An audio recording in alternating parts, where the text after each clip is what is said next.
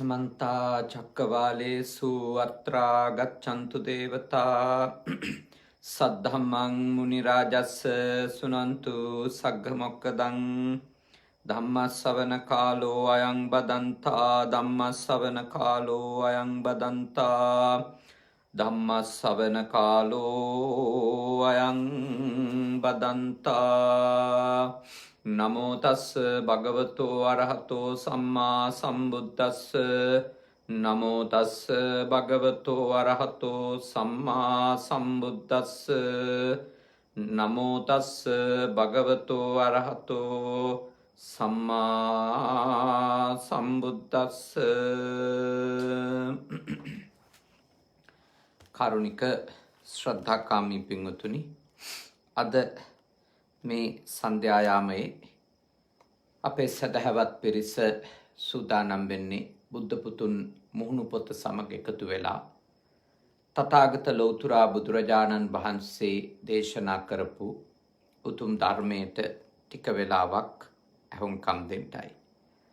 අද පින්කමේ මූලික අරමුණ මීට මාසයකමාරකට කලින් මේ කොරෝනා වෛරසය වැළඳීම නිසා අභාවයට පත් ආදරණීය අම්මා චන්ද්‍රකාන්තිද සිල්වා මාතාව එතුමිය කොයි කවුරුත් ඇඳින්නල තියෙන්නේ චන්දි පෙරේරා මෞතුමිය කියලා. එතුමියට පින්පෙත් අනුමෝදන් කිරීම සඳහා වැඩිමහල් දියණිය ජීවන්ති පෙරේරා මහත්මියත් පුතණුවන් මලින්ද පෙරේරා ඊළඟට බාල පුතණුවන් සුරංග පෙරේරා බාල දියණිය ඉමේෂා පෙරේරා ඒ වගේම පවුලට එකතු වුණු දියණිවරු සහ පුත්‍ර මහත්තුරු නීතිඥ ධනුෂ්ක වැලිගම අනුරුද්ධ වීරසේකර අනුෂ සඳමාලි අචිනි දිල්රුක්ෂි කියන ඒ දුවා දරුවන් එකතු වෙලා තමයි මේ උතුම් පින්කම සිද්ධ කරන්නේ. ඊට අමතරව මීට වසර 19කට කලින් අභාවයට පත් ආදරණීය පියාණන් විපුලසේන පෙරේරා මහත්මාණන්ට පින් දෙන්නත් මීට වසර 7කට කලින් මිය ගිය ධනුෂ්ක වැලිගම මහත්මයාගේ ආදරණීය පියාණන් පද්මසිරිද සිල්වා මහත්මාණන්ට පින්පෙත් අනුමෝදන් කිරීමත් මේ උතුම් පින්කමේදී බලාපොරොත්තු අතර අරමුණු අතර තියෙනවා. ඊට අමතරව දුවා දරුවන්ටත් මුණුබුරු මිනිබිරියන් වන තෙනුජ වීරසේකර අයුක් පෙරේරා සෙසත් වැලිගම අනුජි වීරසේකර රොනෙත්මි පෙරේරා සහ ඩියෝන් පෙරේරා කියන පුංචි මුණුබුරු මිනිබිරියන්ට ආශිර්වාද කිරීමත් මේ උතුම් පින්කමේ අරමුණු අතරට එකතු කරලා තියෙනවා. මේ මෞතුමිය ගත්තොත් බොහෝම පින් කටයුතු කරගත්ත උදාර මෞතුමියක්. මේ වසංගත තත්වයේදී එතුමිය අභාවයට පත් වෙලා තිබෙන්නේ. එතුමිය විශේෂයෙන්ම පොළොන්නරු ගල් විහාරය ඒ මහා රාජ මහා විහාරස්ථානය ඇසුරු කරගෙන උතුම් කටින වස්ත්‍ර පූජාවක් සිද්ධ කරලා විශාල පුණ්‍ය කර්මයක් තමන්ගේ ජීවිතේ සිද්ධ කරගෙන තියෙනවා. ඊට අමතරව විශේෂයෙන්ම ඒ මෞතුමිය කරගත්තු උතුම් පින්කම් අතර අටමහ කුසල් ගණයෙහිලා අපේ ශාසනය උගන්වන බොහෝ පින්කම් ඒ මෞතුමිය විහාර මන්දිර තනවල පූජා කිරීම, කුඩාවට නමුත් චෛත්‍ය වහන්සේ නමක් තනවල පූජා කිරීම, ඒ වගේම බෝධිසත්ව ප්‍රතිමා තනවල පූජා කිරීම, විශේෂයෙන්ම එතුමියගේ ජන්ම භූමිය වෙච්ච බදුල්ල මුතියංගන රාජ මහා විහාරය ඇසුරු කරගෙන, ජයශ්‍රී මහා බෝහාමුදුරුව ඇසුරු කරගෙන, ඒ වගේම ලංකාවේ කොළඹ ප්‍රදේශයේ ජීවත් වෙච්ච නිසා ඒ ප්‍රදේශයේ විහාරස්ථාන රාශියක් ආශ්‍රය නිශ්‍රය කරගෙන දම්පැන් දීම් ආදී දේවල් විතරක් නෙමෙයි දුප්පත් ඉස්කෝලවලට ඈත පිටිසර තිබිච්ච ඒ පොඩි විහාර මන්දිර හදලා පූජා කිරීම, පාසලේ දරුවන්ට බුදුන් අඳින්න ඒ ආදී බොහෝ පින්කම් එතුමිය සිද්ධ කරගෙන තිබෙනවා.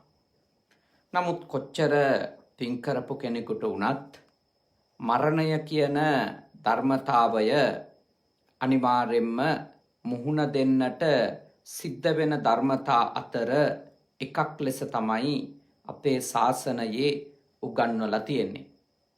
මරණය කියන ධර්මතාවය. මරණය කියන ධර්මතාවයෙන් අපි කාටවත් ගැලවෙන්නට පුළුවන් කමක් නැහැ. අපි පින් කරලා තිබීම ඒ ආදී නැත්තම් අපි යම් යම් වත් පොහොසත්කම් ඇතුව ජීවත් වීම ලොකු දැනුගත්කමක් තිබීම ආදී කාරණා මත අපිට රැකවරණයක් මරණයෙන් සැලසෙන්නේ නැහැ. හැබැයි අපේ පරලොව ගමනට අපේ පරලෝක ජීවිතයට අවශ්‍ය කරන රැකවරණය ආශිර්වාදය සලසා ගන්නට අනිවාර්යෙන්ම අපි සිද්ධ කරන පින් කුසල් අපිට උපකාරවත් වෙනවා. විශේෂයෙන්ම අටමහ කුසල් වල පෙන්නපු ඔය කටින වස්ත්‍ර පූජාව කියන එක. එය ඊටාම ඉහළ පින්කමක්, උතුම් පින්කමක්. මොකද අපේ ශාසනය උගන්වන ධර්මානුකූල මඟ පෙන්වීම් වලට අනුව ගරු කුසල කර්ම අතර අග්‍රම කුසල කර්මය තමයි ප්‍රධානම කුසල කර්මය තමයි කටින වස්ත්‍ර පූජාවක් කිරීම.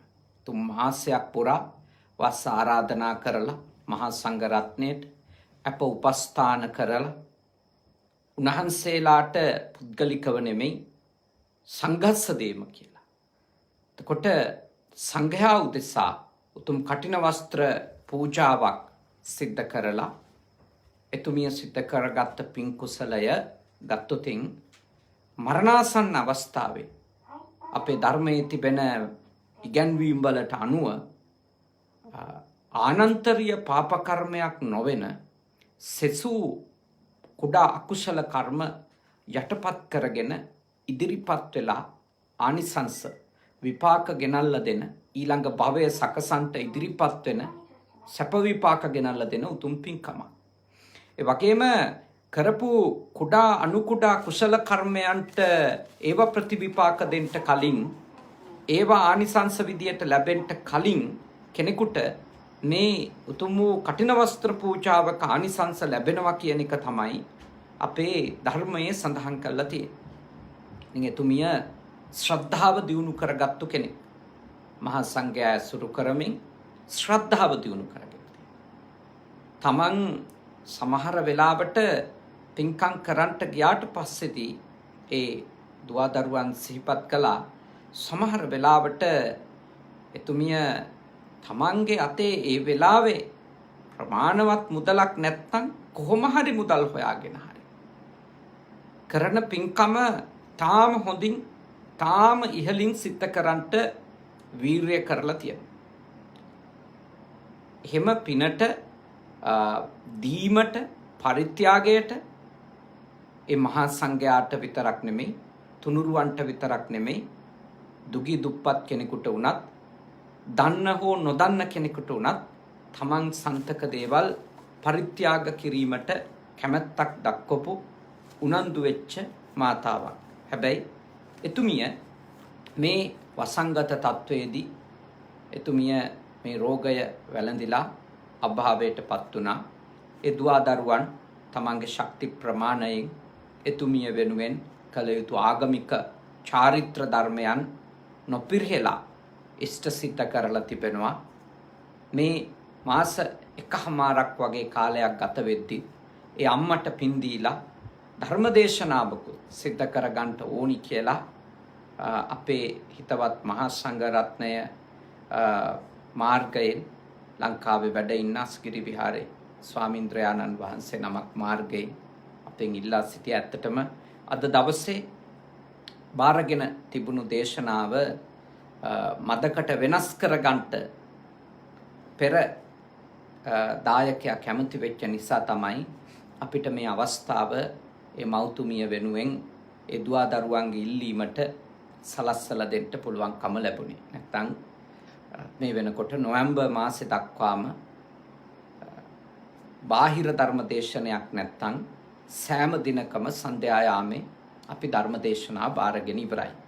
බොහෝ දෙනෙක් කතා කරලා අහනවා ඔන්ලයින් තාක්ෂණයෙන් බුද්ධ පුතුන් ඔස්සේ ධර්මානුශාසනාවක් සිද්ධ කරගන්නට අවස්ථාව සලසන්ට කියලා. නමුත් අපි ඇත්තන්ට කරුණාවෙන් සිහි කරනවා නොවැම්බර් මාසේ දක්වාම නොවැම්බර් මාසෙත් මුල් සති දෙකම මගේ මතක විදියට දින ඔක්කොම පිරලා තියෙන්නේ. මොකද වස් කාලේ තව බොහෝ පින්කම් තියෙනවා බාහිරවත් වටින්ට.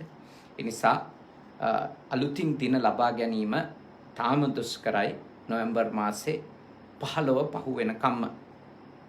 නමුත් මේ ඇත්තන්ගේ මේ මෞතුමිය කරලා තියෙන පින්කුසල් එක්ක එතුමිය මේ ශාසනයට විතරක් නෙමෙයි සමාජයට කරලා තියෙන මෙහෙවර එක්ක සලකලා මේ මහා සංඝරත්නයනුත් ඉල්ලීමක් ආපු නිසා අද දේශනාව බාරගෙන තිබිච්ච දායකයාට කතා කරලා ඒ ඇත්ත කැමති වුණා ඒ අම්මා වෙනුවෙන් පින්කමක් කරගන්න අවස්ථාවක් ඒ දරුවන්ට සලකන්න.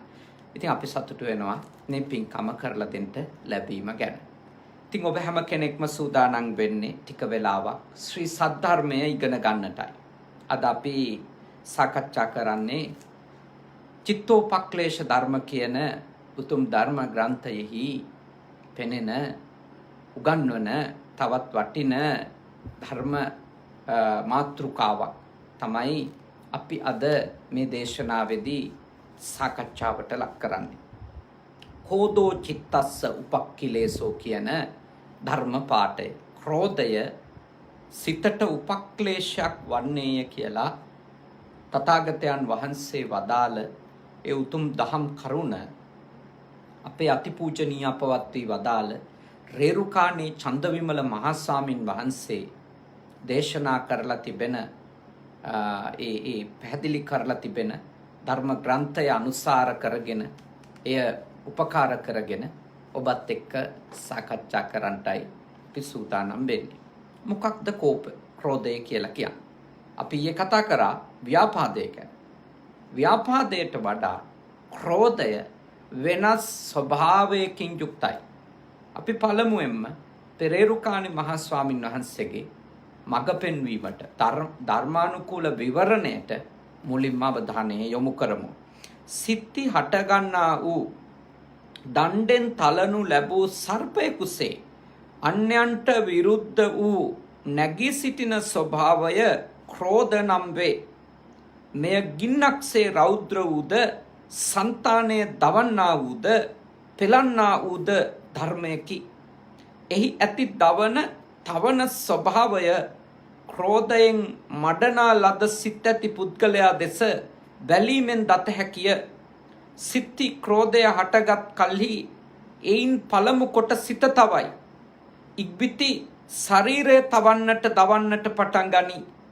එයින් ඒ පුද්ගලයාගේ පැවති සෞම්‍ය ස්වභාවය හා ප්‍රකෘති පැහැයද අතුරුදහන් වෙයි. කාලවර්ණ හෝ රක්තවර්ණයෙන් යුක්ත වූ රෞද්‍ර ස්වභාවයක් පහළ වෙයි. හෘදය වස්තුව විශේෂයෙන් සැලෙන්නට වෙයි. හෘදය වස්තුව සැලෙත්ම මුළු ශරීරයමත් සැලෙන්නට වේ. ශරීරයෙන් දහඩිය ගලන්නට වෙයි. දැන් ඔබට පැහැදිලි වෙන්න ඕන ක්‍රෝධය කියන සිත උපක්ලේශය අපේ సంతානේ පැන නැගුණට පස්සේ ඒ අර ව්‍යාපාදයට වඩා බලගතුව එය ප්‍රකට වෙන්න පටන් ගන්නවා අපේ බාහිරව. මුලින්ම මේ උපක්ලේශය සිතට ආවම සිත තැවෙන්න පටන් ගන්නවා. සිත දැවෙන්න පටන් ගන්නවා. ඊළඟට එය බාහිරට ප්‍රකට වෙනවා. මුහුණෙන්, ඉරියව් වලින්, ඒ පැහැයෙන් මේ ආදී වශයෙන් විශාල පරිවර්තන මානසිකව වගේම කායිකවත් භෞතිකවත් කෙනෙකුගේ ශරීරයේ සිද්ධ වෙන්න වෙවුලන් තඟලන්ට දහඩිය ගලන්ට මූණ ලේ පිරලා රත් පැහැවෙන්න එක්ක කළු වෙලා ගිහිල්ලා දුර්වර්ණ වෙන්න හේතු වෙනවා ක්‍රෝධය ආවට පස්සේ. ක්‍රෝධය ආපු අයට මේක තේරෙනවා. දැඩි උග්‍ර තරහනේ කාණ්ඩෝනි පලි ගන්නෝනි කියන අර උග්‍ර ද්වේෂයක සාමාන්‍ය තරහම නෙමෙයි. හරියට අර අපි දැකලා තියෙනවනේ සමහර මිනිස්සු සර්පෙකුන්ට ගැහුවට පස්සේ ඒ සර්පය කොහොමද ක්‍රෝධයෙන් කටයුතු කරන්නේ කියලා. මොන තරම් තරහකින් පණින හැටි. හැම පැත්තටම දෂ්ට කරන්න වීරිය කරන හැටි. එතකොට ඒ දණ්ඩකින් පහර කාපු සර්පෙක් වගේ කෙනෙකුගේ මනස, කෙනෙකුගේ හිත ඒ ක්‍රෝධය කියන ධර්මය නැත්තම් ඒ උපක්ලේශය අපේ సంతානය තුල ආවට පස්සේදී එක මේ අන්‍යයන්ට විරුද්ධව නැගී සිටින්නට පටන් ගන්නවා. ඔය සිතුවිල්ල ගිහියෙක්ගේ හිතේ වුණත්, පැවිද්දෙක්ගේ හිතේ වුණත්, බෞද්ධයෙක්ගේ හිතේ වුණත්, අන්‍යාගමිකයෙක්ගේ හිතේ වුණත් ඕනම කෙනෙකුගේ සිතක ද්වේෂය සහිත සිතක ඔය ක්‍රෝධය කියන උපක්ලේශය ඉදිරිපත් වෙන්න පුළුවන්. ඔය ක්‍රෝධය කියන උපක්ලේශ ධර්මය නිසා කෙනෙකුගේ මේ පරිවර්තනය සිද්ධ වෙන්නට තියෙන ඉඩකඩ තාම වැඩි. ඒක හොඳට අවබෝධ කරගන්න ඕන. ඇත්තටම ක්‍රෝධය කියන ධර්මයක් අර නව ආඝාත ධර්මයන්හි මූලයෙන්ම නැත්තම් ඒ නව ආඝාත ධර්ම නිසාම ඉපදිලා වර්ධනය වෙන එකක්. දැන් කෙනෙකුට හිතෙන්න පුළුවන් මොනවද නව ආඝාත කියලා. ඊයේ මම ඒ නම කිව්වේ නැතුවට ඒ පිළිබඳව ඊයේ දේශනාවේදී ඔබට කියලා දුන්නා. නව ආඝාත ධර්ම කියන නම විතරයි කිව්වේ නැත්තේ. නමුත් මොනවද නව ආඝාත ධර්ම? මේ ක්‍රෝධය උපදවන, ක්‍රෝධය දක්වා වර්ධනය කරවන, ඒ ක්‍රෝධය කියන උපක්ලේශයට උදව් කරන, හේතු සාධක වන නව ආඝාත ධර්ම මොනවද කියලා අපි මුලින් සාකච්ඡා කරන එක හොඳයි කියලා මං හිතනවා. පළවෙනි එක, මොහු මට පෙර වරද කළේය කියාද. මට අතීතේ මෙයා මේ විදියට වැරදි කරලා තියෙනවා කියලා අපේ හිතේ ක්‍රෝධය උපදින්න පුළුවන්. අතීතේ කරපුවා ඕන කෙනෙකුට එහෙම තියෙනවනේ. ආපස්සට ගිහිල්ලා දවසක් හරි මෙනෙහි කරොත්, දවසක් හරි මතක් කරොත් ආපස්සට ගිහිල්ලා අපිට ඒ දවස තුල නරක වැඩක් කරපු, අයහපත් දෙයක් කරපු එක්කෙනෙක් හොයාගන්න එක එච්චර අමාරු දෙයක් වෙන්නේ නැහැ. එච්චර දුෂ්කර දෙයක් වෙන්නේ නැහැ. සමහර විට පුද්ගලිකව අපිට කරලා නැති වුණත් අපි ජීවත් වෙන සමාජයට කරපු දෙයකිනුත් අපි ඒ විදියටම කිපෙනවා.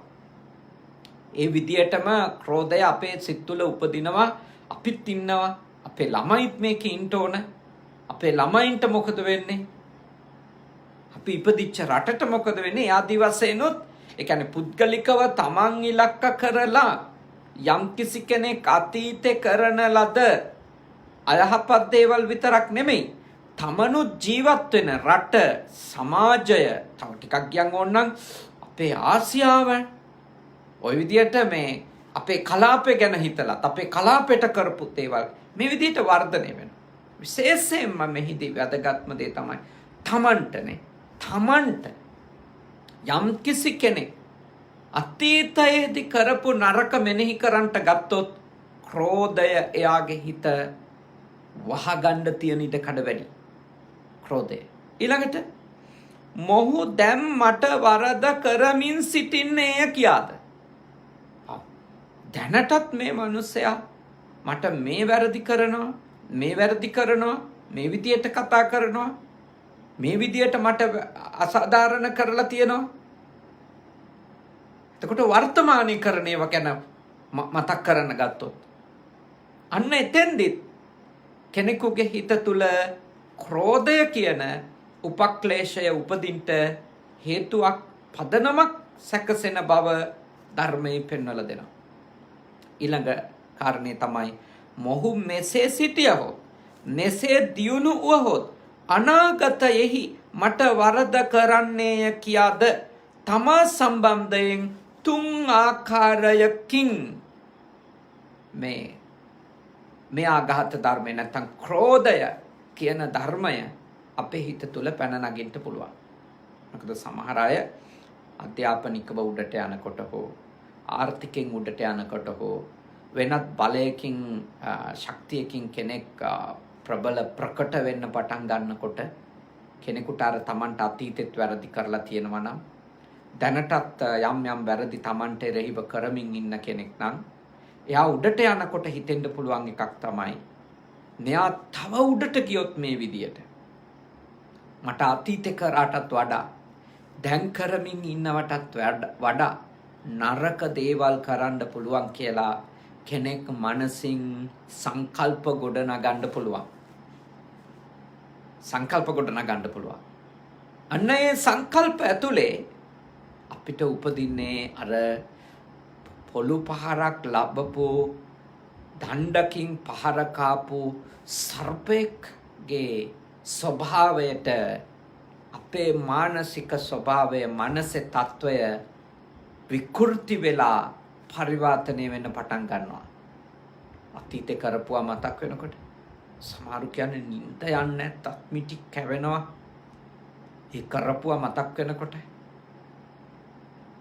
දැන් සමහර අයට වයසට ගිහිල්ලා සලකනකොට එයා Tamanට අතීතේ කරපුවා මතක් වෙලා වතුරු ගුරක් දෙන්න හිතෙන්නේ නැති වෙන තත්වයන් ආපු බව මා සමග බොහෝ අය කියලා තියෙනවා.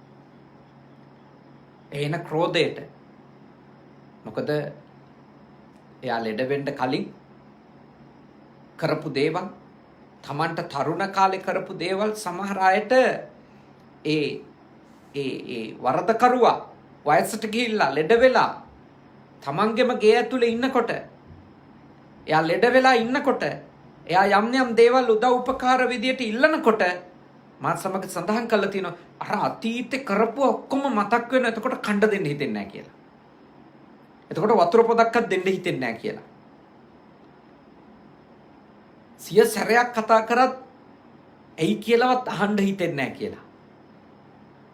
ඒක තමයි ක්‍රෝධයේ ස්වභාවය. අතීතේව මතක් කරගත්තොත් වර්තමානයේ අපිට දැවෙමින් තැවෙමින් සර්පෙක් හිංසාවට ගොදුරු වෙච්ච සර්පෙක් වගේ ක්‍රෝධයෙන් හතුරු විදියට තව ටිකක් ඉන්න ඕන සද්ද නැතුව ඇහුන්නේ වගේ ඉන්න ඕන කියලා ඒ විදියට ප්‍රතිචාරය හරිම නපුරු එකක් බවට පත් වෙන්න පුළුවන්. ඒක තමයි මනුස්ස సంతානේ හැටි.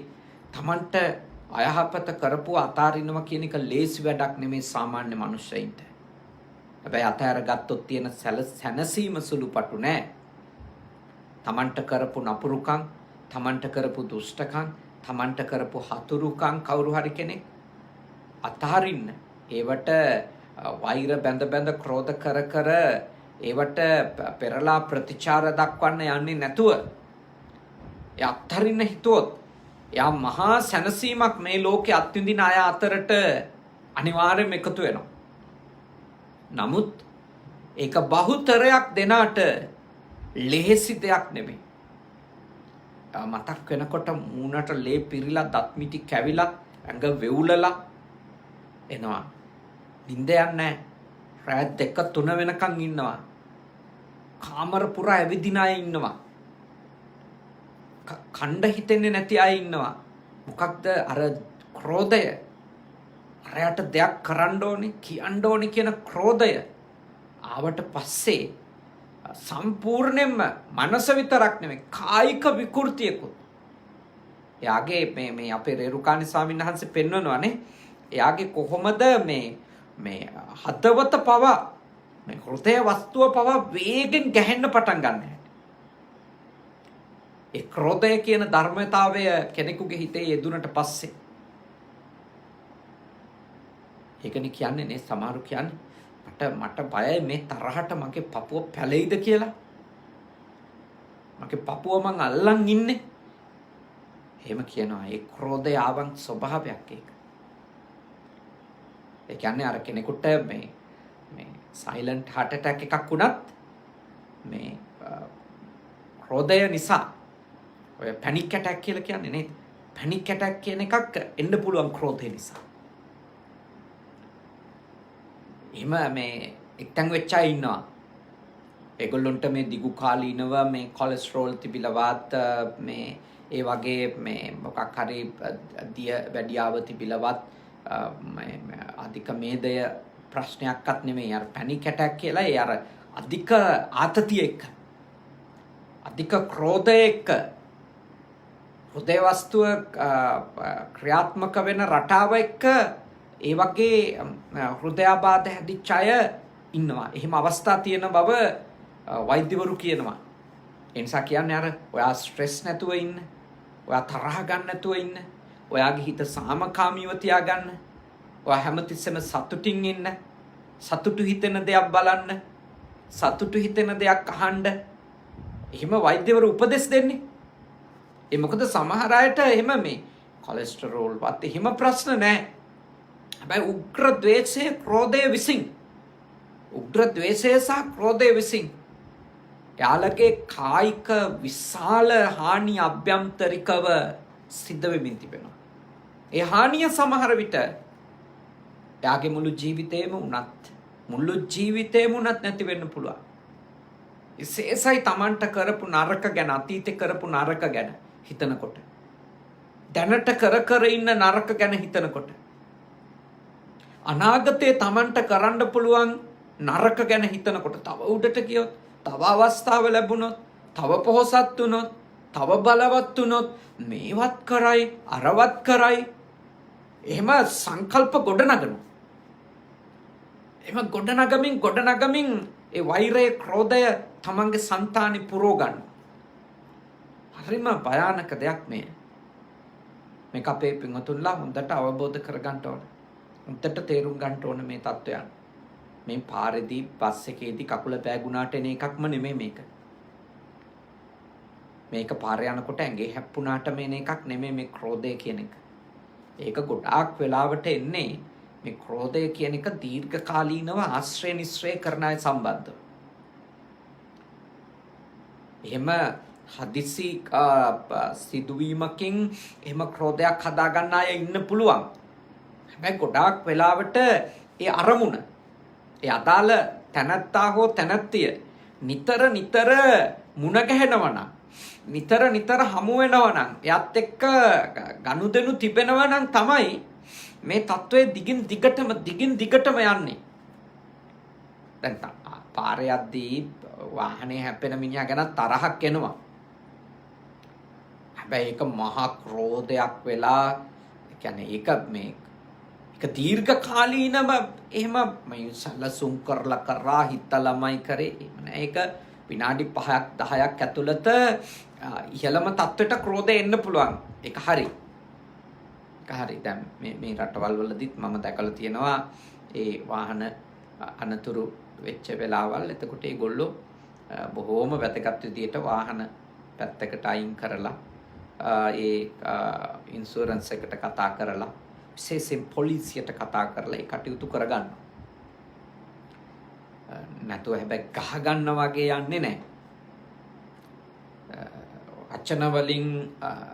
වචන වලින් ආගියුමන්ට් තියෙන්න පුළුවන් සමහර වෙලාවට. එහෙම තියෙන අවස්ථා තියෙනවා. නමුත් ගොඩාක් වෙලාවට අපේ රට ඇතුළේදී අපේ අත්දැකීම පාරේදී ගහ ගන්න මට්ටමටම යනවා. කන උග්‍ර ද්වේෂයක් එනවා. හැබැයි ඒක අර දරුණු ක්‍රෝධයක් මද කියලා නිශ්චිතවම කියන්න බෑ ඒක.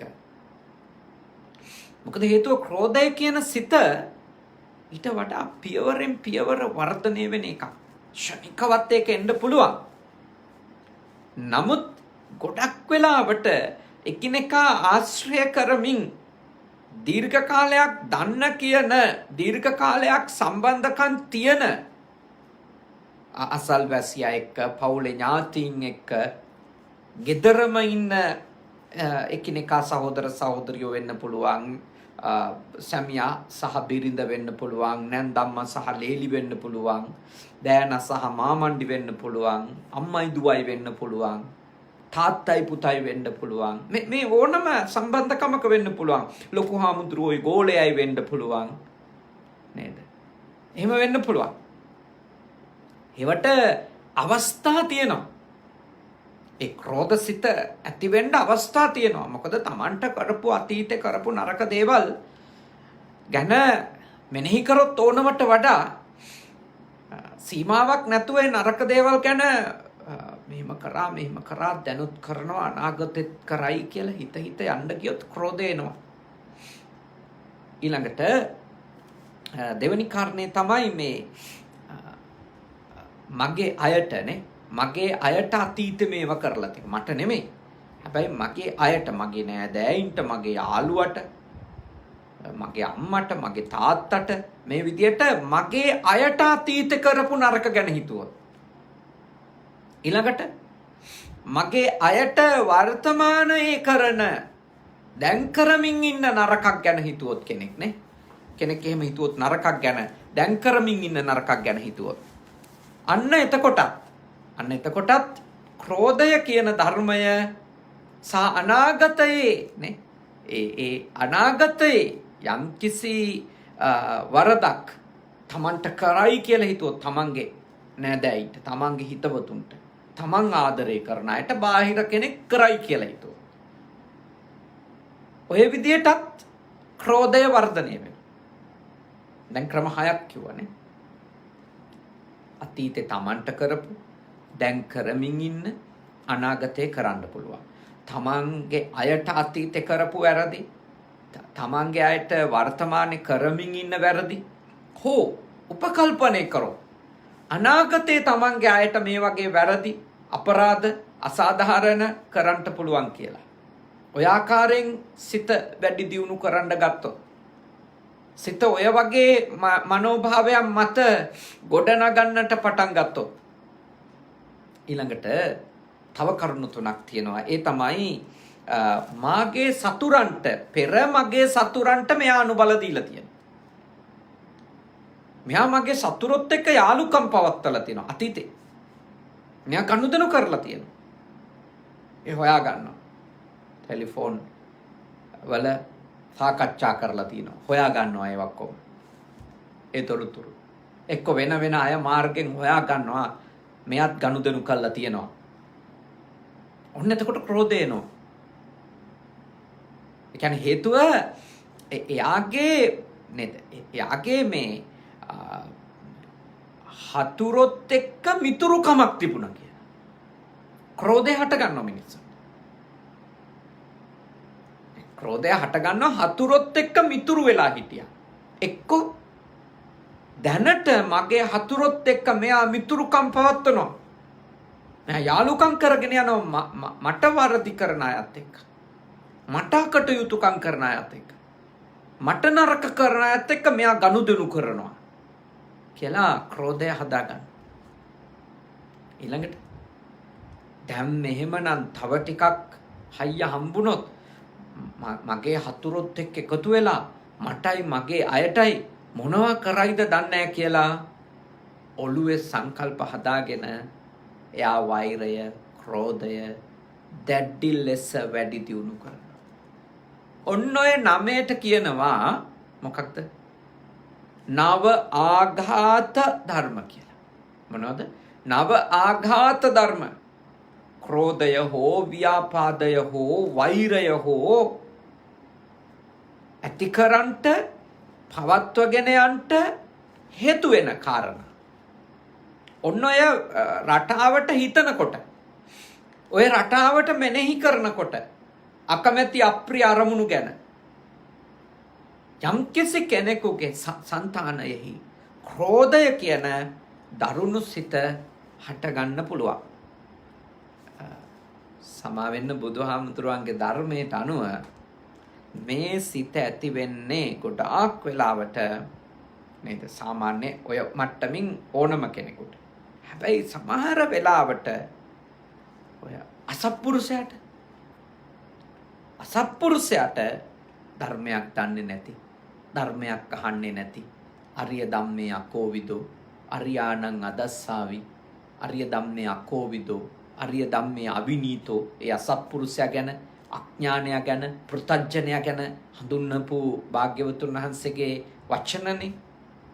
ධර්මයක් දන්නේ නැති, ධර්මයක් තේරුම් ගන්න නැති, ධර්මයක් පිළිපදින්නේ නැති, කෘතගුණයක් නැති, ඒ වගේ අයට කියනවා අසත්පුරුෂෙක් කියලා. හිතුවොත් නරක දෙයක්ම හිතන, දුච්චින්තිත චින්ති කිව්වොත් නරක දෙයක්ම කියන දුභාසිත භාසී කරොත් නරක දෙයක්ම කරන අන්න ඒ වගේ අයටනේ අසත්පුරුෂයෝ කියන්නේ. අන්න ඔය කියන අසත්පුරුෂයාගේ ගාවත් ඔය ක්‍රෝධසිත උපදිනවා.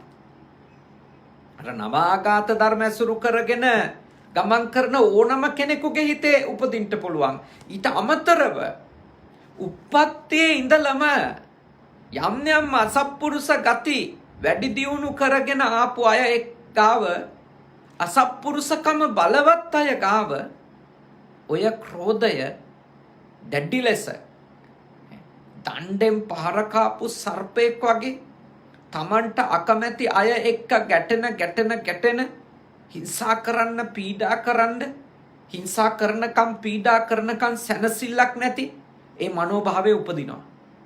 ඊට අමතරව ඔය ක්‍රෝධය උපදිනවා කියලා භාග්‍යවතුන් වහන්සේ දේශනා කරන්නේ අනුවණයෝගා මෝඩයෝගා මොලේ නැති හින්දා බුද්ධියක් නැති නිසා හොඳක් නරකක් තේරෙන්නේ නැති නිසා දේවල් සදාකාලික නෑ කියන එක මිතුරවත් හතුරවත් ඒගොල්ලොන්ගේ ජීවිත සදාකාලික දේවල් නෙමෙයි පරම දේවල් නෙමෙයි හැම සතර මහා ධාතුන්ගෙන් හටගත්ත හැම දෙයක්ම වෙනස් වෙනවා කියන එක තේරුම් ගන්නට බැරි.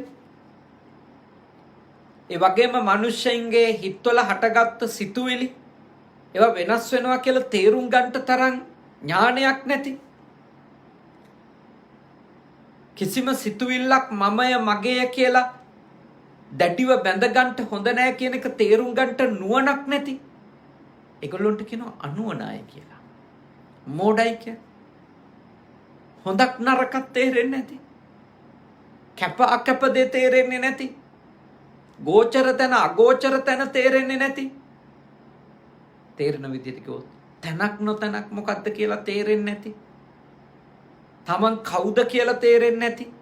ඔය විදිහට අනුවණයා කවුද කියන එක විග්‍රහ කරන්න මෝඩයා බාලයා කවුද කියන එක විග්‍රහ කරන්න විවිධ කරුණු ඉදිරිපත් කරන්න පුළුවන්.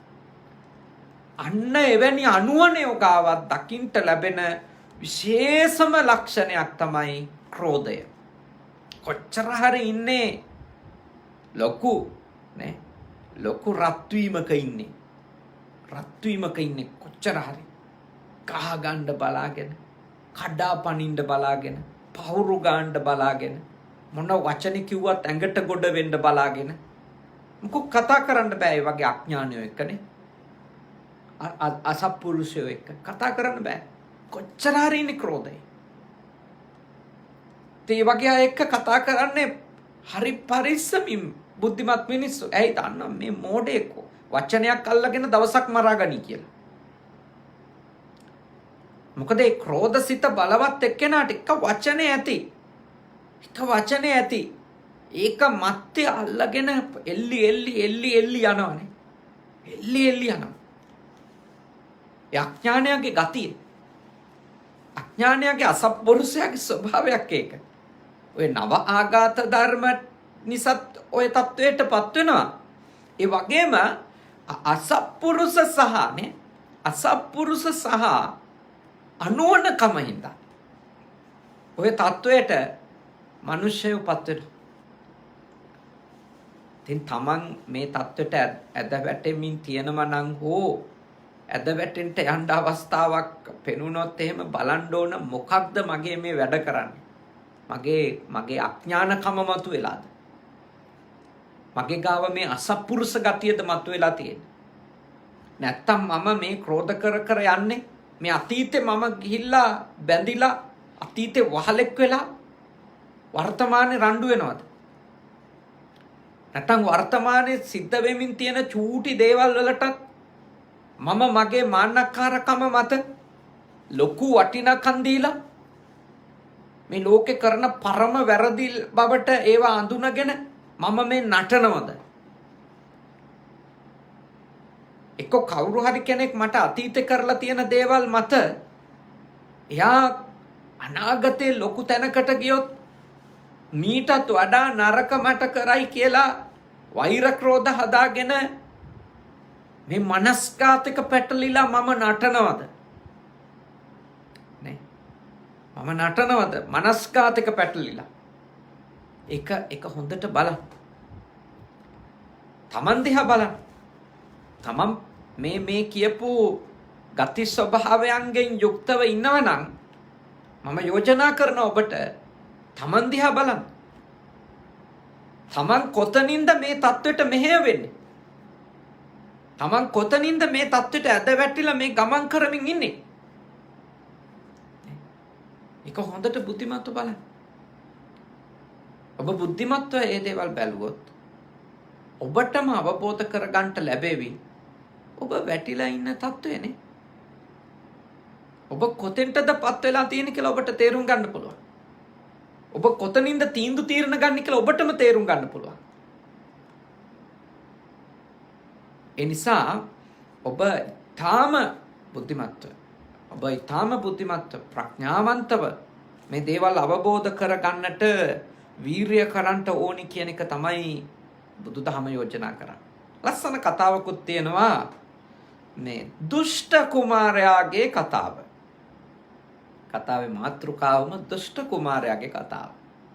මේ తত্ত্বය හොඳටම තේරුම් ගන්න මේ කතාවෙනුත් අපිට උපකාරයක් උදව්වක් ලැබෙනවා. මේ ක්‍රෝධය මම කිව්වා ආකාර කීපයකට වැඩෙන්න පුළුවන්. දිගු කාලයක් තිස්සේ දන්න කියන අය ගැනත් මේක වැඩෙන්න පුළුවන්. දිගු කාලයක් එක්ක ෂණයකින් හම්බ වෙන අරමුණක් එක්කත් මේ ක්‍රෝධය වැඩෙන්න පුළුවන්. ඒ දෙකම වෙන්න පුළුවන්. ඒකයෙන් ඒක ප්‍රොසෙස් වෙන්න පුළුවන් මනසේ. එක සිදුවීමකින්. හැබැයි ඒක වෙන්නේ ඇතුළේ දීර්ඝ කාලීනව මේ මනසේ තියෙන අපවිත්‍රකම එක්ක ක්‍රෝධය එක්ක ඉන්න කෙනෙකුට. එහෙම නැතුව දිගු කාලීනව ඊටාම යහපත්ව පිරිසිදුව හදාගත්ත හිතක් තියෙන කෙනෙකුට දැක්ක ගමන් දෙයක් වෙනව නෙමෙයි. දිගු කාලීනවම එයාගේ තිබෙන මේ ගති ස්වභාවයන් එක්ක සමහර එක සිදුවීමක් ඇති විශාල ක්‍රෝධයෙන් යුක්තව කටයුතු කරන කෙනෙක් වෙන්න. ක්‍රෝධ සහගත හැසිරීමකට සර්පෙක් වගේ පැන දෂ්ට කරනවා වගේ එහෙම හැසිරෙන කෙනෙක් වෙන්න අර ක්‍රෝධය බහුල එක්කෙනාට එක සිද්ධියක් ඇති. දුෂ්ට කුමාරයාගේ කතාව අපිට එය හොඳට පැහැදිලි කරලා දෙනවා. මම ඒ කතාව ඔබට කියලා දෙනවා. අපේ රේරුකාණී ස්වාමීන් වහන්සේගේ මේ ධර්ම ග්‍රන්ථයේම සටහන් වෙලා තිබෙන නිසා. පෙර බරණැස් නුවර කිතවාස නම් රජෙක් විය. ඔහුට පුත්‍රයෙකු උපන් කල්ලි මේ කුමාරයා පැන් නොලැබ නැසෙන්නේ යයි ලක්ෂණ පාඨක බ්‍රාහ්මණයෝ කීහ. අර ඉස්සර ඉඳලා තියෙනවනේ නිමිති බලන අය. කවුරු හරි කෙනෙක් ඉපදුනාම හැම ගෙදරකම ළමයෙක් ඉපදුනාට නෙමෙයි. ඉතින් ඔය බලගත්තු ලොකු පවුලක රජ පවුලක සිටු පවුලක කොහොම ළමයි ඉපදුනාම ඔය නිමිති පාඨකයෝ දුර දිග බලලා කියන්න පුළුවන් අය. දැන් ඔය කේන්දරේ බලන්නේ ඒ වගේ දුර දිග බලලා කියන්න පුළුවන් අය. ඒගොල්ලෝ යම්කිසි ආකාරයකට යට වෙන්න පුළුවන් දේවල් ගැන අදහස් පළ කිරීම එවැනි සම්ප්‍රදායික ඥානයක් තිබිලා තියෙන ඉස්සර. ඒ ඥාණයෙන් නිවන් දකින්න බැරි බව අපි කවුරුත් දන්නවනේ. හැබැයි එහෙම ඥානයන් එහෙම දැනුම් පද්ධතියක් අතීතේ තිබිලා තියෙනවා. යම් දේවල් කියන්න පුළුවන්. දැන් ඔය අපේ බෝධිසත්වයන් වහන්සේ ගැනත් එහෙම නිමිති පාඨකයෝ කිව්වේ.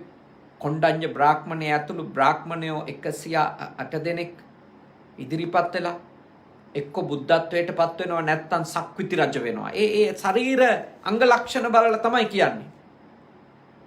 අංග ලක්ෂණ විද්‍යාව කියලා එකක්.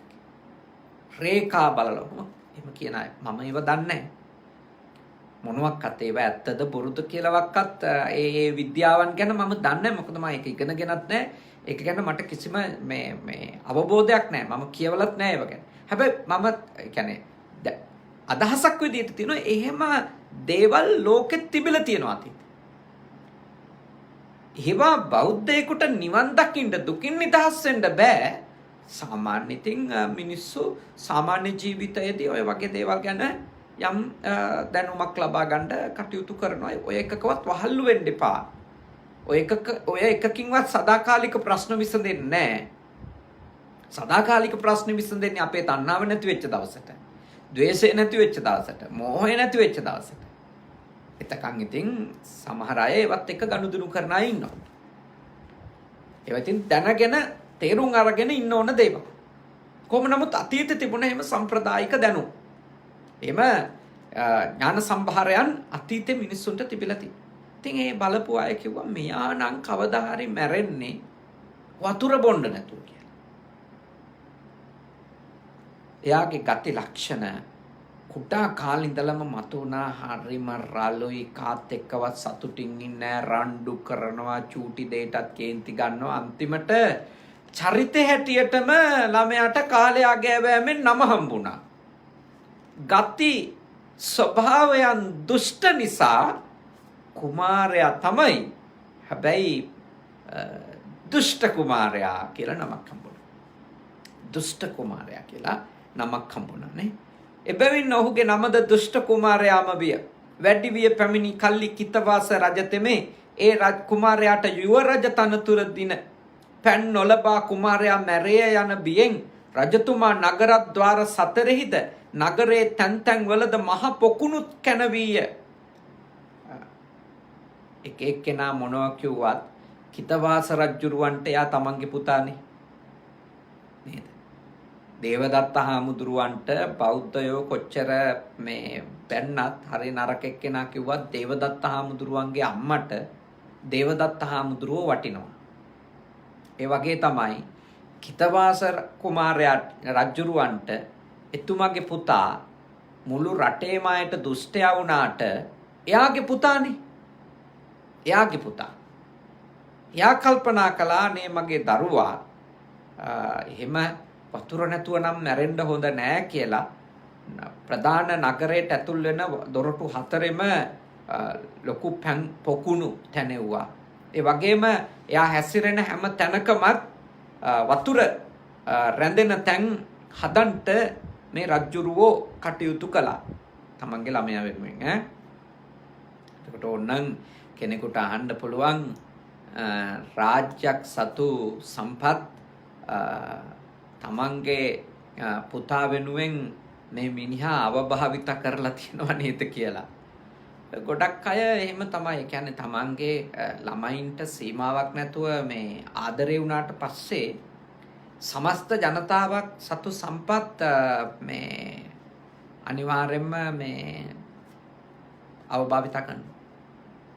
නොසුදුසු දේවල් වල යොදවනවා. ඒ ආදරය ඇතුලේ කරන දේවල් තමයි ඒවා. ආදරය තෘෂ්ණාවක්නේ. එක වසඟයක්. ඒ වසඟය ඇතුලේ ගොඩක් නොකල යුතු දේවල් කරන්න පටන් ගන්නවා. ඉතින් මේ රජුරුත් ඒක තමයි කළා තියෙන්නේ. යාගේ පුතා බේරගන්න හැමතැනම මිනිස්සුන්ට වතුර බොන්න නෙමෙයි. මිනිස්සුන්ට ගොවිතැන්පත් කරන්නත් නෙමෙයි. එයාගේ පුතා බේරගන්න එක කළා තියෙන. ඉතින් ඒ රජාලගේ කාලේ තිබුණේ ඉතින් රජුරුවනේ නීතිය. නීතිය නම් රජ්ජුරුව නම් නීතිය. එයාට ඕන දේ තමයි, ඒ කියන්නේ රජ්ජුරුවන්ගේ රහ තමයි රටේ ජනතාවගේ රහ. එයාගේ කැමැත්ත තමයි ජනතාවගේ කැමැත්ත. නැතුව ජනතාවගේ කැමැත්ත රජ්ජුරුවන්ගේ කැමැත්ත වෙන්නේ නැහැ. රජ්ජුරුවන්ගේ කැමැත්ත අකමැත්ත තමයි ජනතාවගේත් කැමැත්ත අකමැත්ත.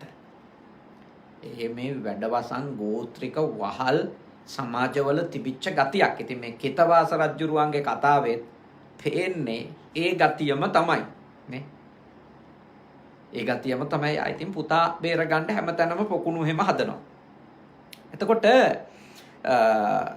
දිනක් දුෂ්ට කුමාරයෝ අත්‍යලංකාරයෙන් සැරසී ඇතුපිට නැගී ජනයා පිරිවරා උයනට ගොස් යනුවේ මග පසේබුදු කෙනෙකුන් දුටුවේ. ඔහුහා ගිය ජනයෝ පසේබුදුනට වැන්දෝය. දැන් දවසක් මෙයා නගරේ සංචාරයක ඉන්නකොට පිරිවරත් එක්ක මෙයා යුව රජුරෝනේ දෙවනියා රජේ නේ. තාත්තගෙන් පස්සේ යාට තමයි රජකම යන්නේ. මෙයා සංචාරයක් යනවා. යනකොට පස්සේ බුදුහාමුදුරු කෙනෙක් වඩිනවා දකින්නවා පාරේ. මේ පස්සේ බුදුහාමුදුරුව වඩිනවා දැකලා එයත් එක්ක ගියපු මිනිස්සු එයාව ගණන් ගන්නේ නැතුව ගිහිල්ලා පස්සේ බුදුහාමුදුරුවන්ට වන්දනා කරන්න ගරු කරන්නට පටන් ගන්නවා. මොකද වෙන්නේ? මාහා යන්නා වූ ජනයෝ මා සිටියදී මා ඉදිරියේම මේ මුණ්ඩකයාට වඳින්නාහ, ප්‍රශංසා කරන්නාහ. තමන්ට කිසිම වරදක් නොකලා වූ පසේ බුදුනට කිපි ඇතු පිටින් බැස පසේ බුදුන් කරා ගොස් මහන තට බත් ලැබුණේද අසා එසේ කුමාරයාණනි කී කල්හි උන්වහන්සේගේ පාත්‍රයගෙන බිමගසා පාගා සුණු විසුණු කළේය. පසේ බුදුන් වහන්සේ අහෝ මේ අඥානයා නැසුනේ නොවේදැයි අනුකම්පා සාගත සිතින් ඔහුගේ මූණ බැලුසේක. යාට කේන්ති ගියා යාගේ ගෝලයෝ ගිහිල්ලා වැන්දට පසේ බුදුහාමුදුරුවන්ට. ඊළඟ ඇහුවා හම්බුණාද කෑම? ඔව් කුමාරයා. මේ පාත්‍රයේ තියෙනවා. ගත්තා පොළවේ ගහලා පයින් ගහලා කොමක් නැති කරලා දැම්මා. පසේ බුදුහාමුදුරුවන්ට අනුකම්පාවක් ඇති වුණා. අයියෝ මේ මිනිස්සයා විනාශ වුණා මේ පාපය කරලා කියලා. අනුකම්පාවෙන් මූණ බැලුවා. අනුකම්පාවෙන් අයියෝ කරගත්තු විනාශ කියලා. හැබැයි යාට පේන්නේ කොහොමද? නේ? යාට පේන්නේ මෙහෙමයි.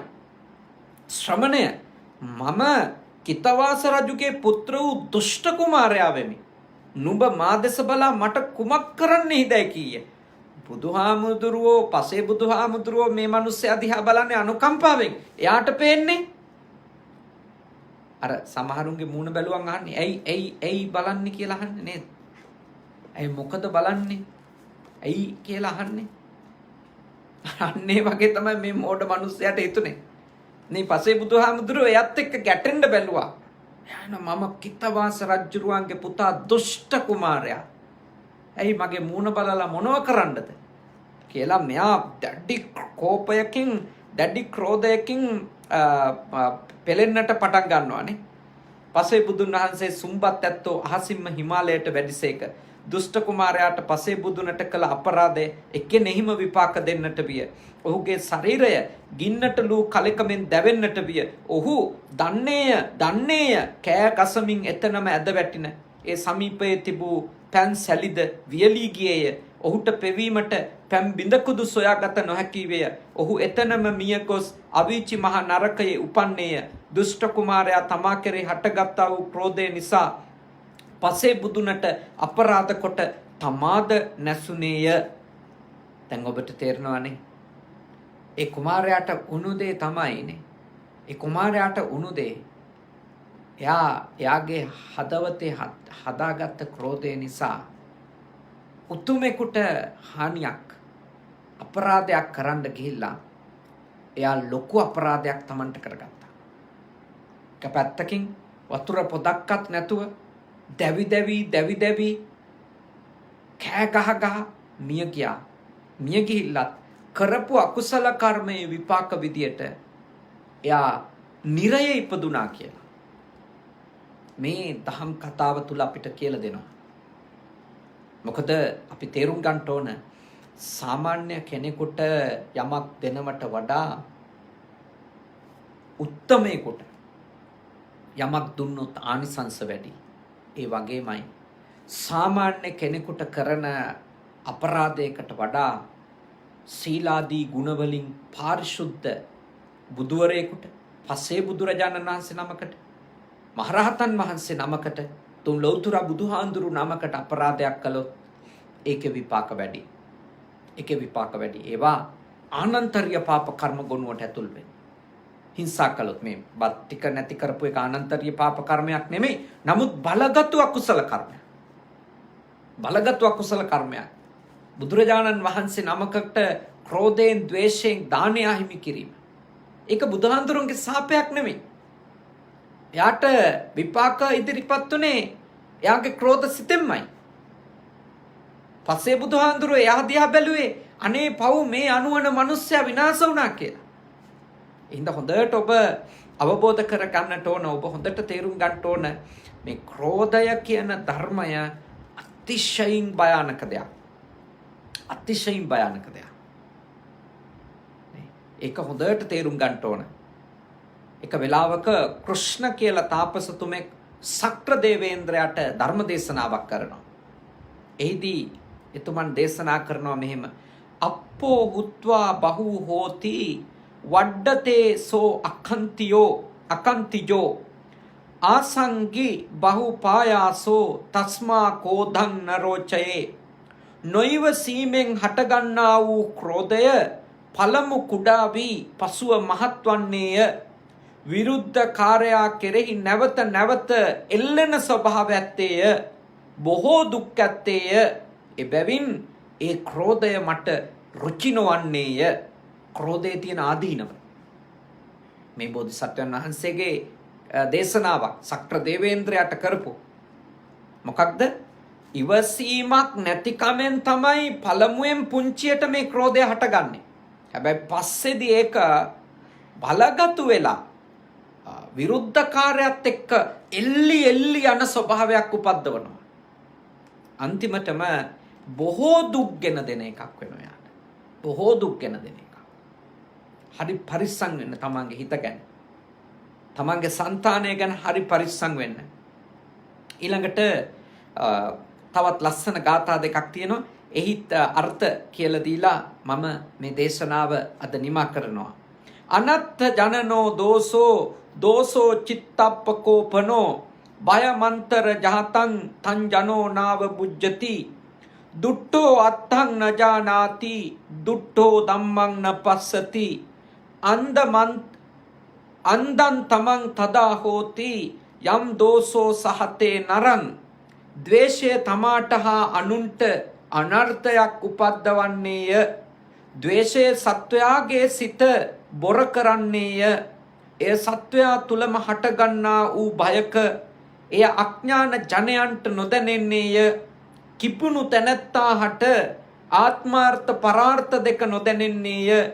කිපුණු තැනැත්තා හට දස කුසල අකුසල කර්මපත සංඛ්‍යාත ධර්මය නොපෙනෙන්නේය. යම් කලක සත්වයාගේ සිත ද්වේෂයෙන් පෙළනු ලබන්නේද එකල්හි ඔහුට මහ අඳුරක් වන්නේය. මේක හොඳට තේරුම් ගන්න. සරලව කිව්වොත් මෙහෙමයි.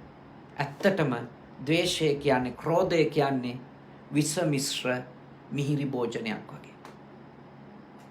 විස ඇතුල් කරපු රහ කෑමක් වගේ ක්‍රෝධය කියන්නේ. මොකද්ද? ක්‍රෝධය කියන්නේ විස ඇතුල් කරපු රහ කෑමක්. විස වුවත් සුවඳ මිහිරි බොජුම් මිනිස්සු අනුභව කරනවානේ. අනුභව කරනවා. නමුත් පසුව ඒ කාපු භෝජනය එයා සදාකාලිකවම රෝගියෙක් කරනවා හෝ මරණයටපත් කරනවා. මේ දේශනාවේදී ඔබට කියලා දෙන්නේ මොකක්ද? ක්‍රෝධය කියන්නේ හරියටම කිව්වොත් විස ඇතුළත් වෙච්ච සුවඳ හමන මිහිරි භෝජනයක් වගේ. කනකොටත් රහයි, සුවඳත් හරි සුවයි, මිහිරි ප්‍රණීතයි. හැබැයි කන මනුස්සයා එක්ක සදාකාලික ලෙඩෙක්, එක්ක මරණයටමපත් වෙනවා. ක්‍රෝධයත් ඒ වගේ. ඔබ හිතන්න, ඔබ හොඳට තේරුම් ගන්න.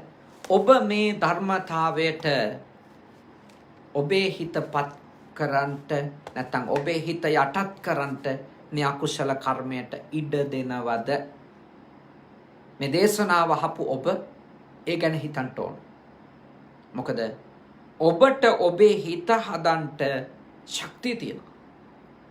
අවස්ථාව තියෙනවා. බලය තියෙනවා.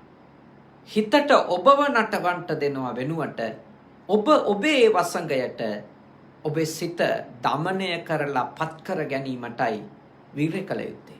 ඉතින් අද දවසේ මේ වටින ධර්ම කරුණු ඔබට ඉගෙන ගන්නට ශ්‍රවණය කරන්නට සැලසුනේ අපේ ශාසනයට මහා උපාසිකාවක් ලෙස තාම ශ්‍රද්ධාවෙන් තමන්ගේ දරුවොත් එක්ක පින්දහම් කටයුතු කරපු තමන්ගේ ස්වාමි පුරුෂයා එක්ක පින්දහම් කටයුතු කරපු උදාර මාතාවකගේ හදිසි අභාවය නිසා ඒ තමයි චන්දි පෙරේරා මාතාව. එතුමිය චන්ද්‍රකාන්තිද සිල්වා මහත්මිය. නමුත් හැමෝම හාමුදුරුවරු ඒ පළාත ජීවත් වෙච්ච සියලු දෙනා හඳුන්වලා තින්නේ චන්දි පෙරේරා මෞතුමිය ලෙස, සොහොයුරිය ලෙස, අක්කා ලෙස. ඒ විදියට එතුමිය ගොඩාක් පින් කටයුතු කරගෙන තියෙනවා.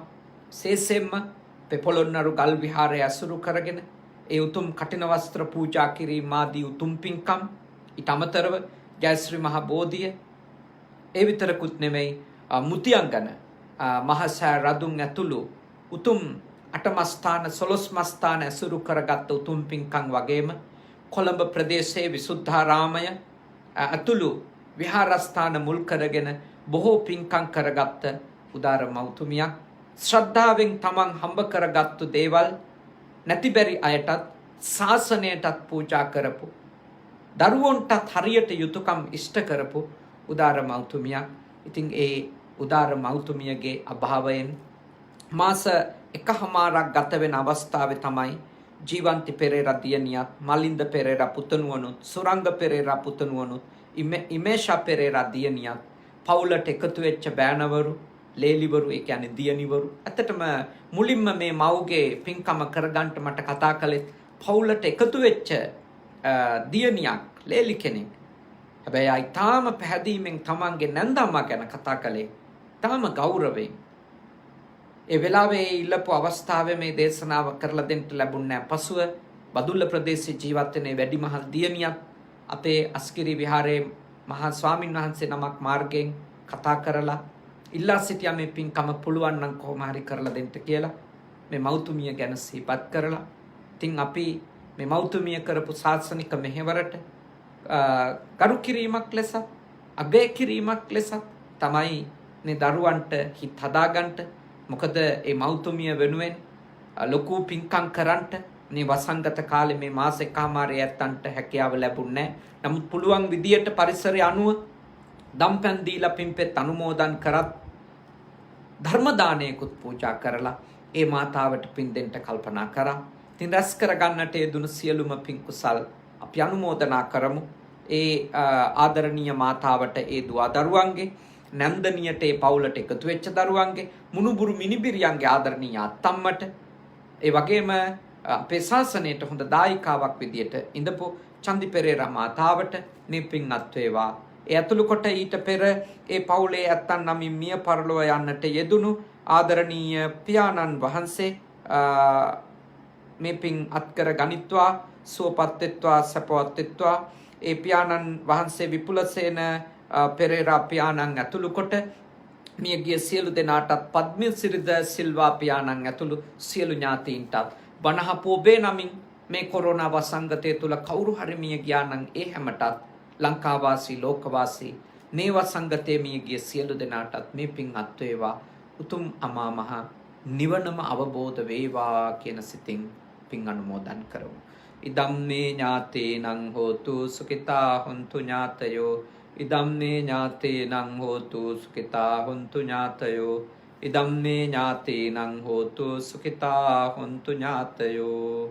ඒ වගේම මේ පින්කම සිද්ධ කරපු ඒ පින්වන්ත දියණිවරුන්ට ඒ පුත්‍ර මහතුරුන්ට පවුලට එකතු වෙච්ච දුවා දරුවන්ට වගේම ඒ ඉහත නම් සඳහන් කරපු මුණුබුරු මිනිබිරියන්ටත් කනගවා සුගත භාවනා මධ්‍යස්ථානයේ ෆුජි සුගත සේනාසනයේ සහ කන්සයි සුගත භාවනා මධ්‍යස්ථානයේ ආධිපත්‍ය හොබවන අතිපූජනීය අපේ කල්යාණ මිත්‍ර සහෝදර හුරුළුනිකවැවේ සුදම්ම ස්වාමීන්ද්‍රයාණන් වහන්සේ අපේ කනගවා සුගත භාවනා මධ්‍යස්ථානාධිකාරී අතිපූජනීය අපේ සහෝදර සද්ධාවාස ස්වාමින් වහන්සේ ඇතුළු කල්යාණ මිත්‍ර මහා සංඝ රත්නයටත් ඒ වගේම බණහපු ඔබ හැම දෙනාටමත් ලංකාවාසීන්ටත් ලෝකවාසීන්ටත් සියලු දෙවියන්ගේ ආශිර්වාද ලැබේවා. නිදුක් බව ලැබේවා. නිරෝගී බව ලැබේවා. සුවපත් බව ලැබේවා. මේ වසංගත කාලේ කිසිම ජීවිත අනතුරක් නොවේවා. සියලු දෙනාම මේ පින් කුසල් බෙලින් අමා මහ නිවනම අවබෝධ කරගනිත්වා කියලා සාදු කියලා ප්‍රාර්ථනා කරන්ට අවසාන වශයෙන් ඔබ අප හැම දෙනාට දෙවි දේවතාවුන්ට මියගිය සියලුම ඥාතීන්ට මේ පින් කුසල් පාරමී වේවා. ආදරණීය මෞතුමිය ඇතුළු සියලුම මියගිය ඥාති හිත මිත්‍රාදීන්ටත් දෙවියන්ටත් ඔබ අප හැම දෙනාටත් නිවන් දකින්නට මේ පින උපනිශ්‍රය ධර්ම වේවා. සාදු සාදු සාදු. ආකාසට්ටා ච බුම්මට්ටා දේවා නාග මහිත්‍තිකා පුඤ්ඤන්තං අනුමෝදිත්වා චිරන් රැක්කන්තු ශාසනං. ආකාසට්ටා ච බුම්මට්ටා දේවා නාග මහිත්‍තිකා පුඤ්ඤන්තං අනුමෝදිත්වා චිරන් රැක්කන්තු දේශනං. ආකාසට්ටා ච බුම්මට්ටා දේවා නාග මහිත්‍තිකා පුඤ්ඤන්තං අනුමෝදිත්වා චිරන් රැක්කන්තු මම් පරන්ති තී. ඔබ හැම දිනම නිදුක් වෙත්වා, නිරෝගී වෙත්වා, සුවපත් වෙත්වා. साधु साधु साधु.